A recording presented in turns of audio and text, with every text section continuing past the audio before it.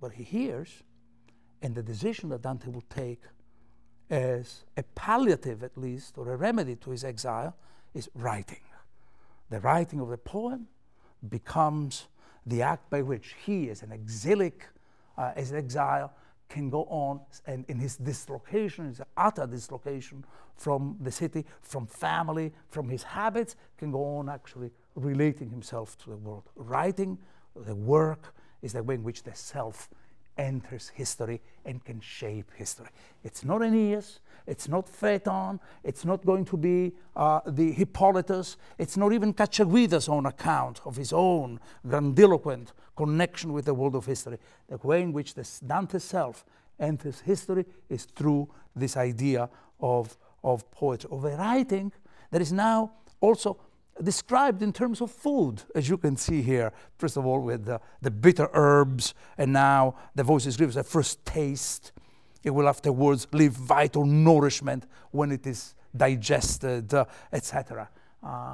Words, first of all, let me just clear the air here. No one of you has these misconceptions about poetic language, that somehow it's some sort of faint symbol divorced from reality. Dante goes beyond this idea of the relationship of language to representation. That was the problem of the chronicles, and they gave fairly faithful accounts, and he can give fairly faithful accounts. That's the mode of a certain historiography. What Dante is saying is that words are things in themselves, that words are food that change, and being things, they have a kind of solidity and have a sort of truth value in and of themselves. This is really the biblical language that resurfaces. You know, Son of Man, eat the book. You remember these lines from, say, Ezekiel?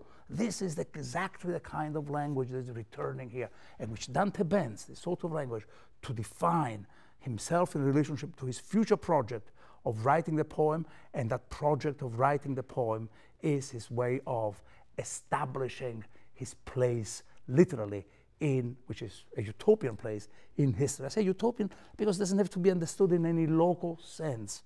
You know, so I do not belong to the city only because I occupy a particular place in the city. It is the act of writing poetry. That's really what matters.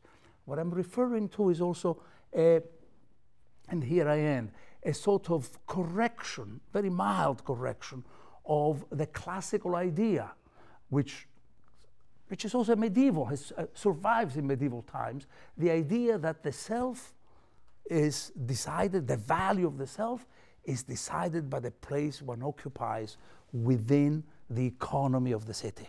Dante says that's not the way it works. I am the project of writing my poetry, and through poetry, which is written in exile, and therefore it's a poetry of exile, I can re-enter the world of history.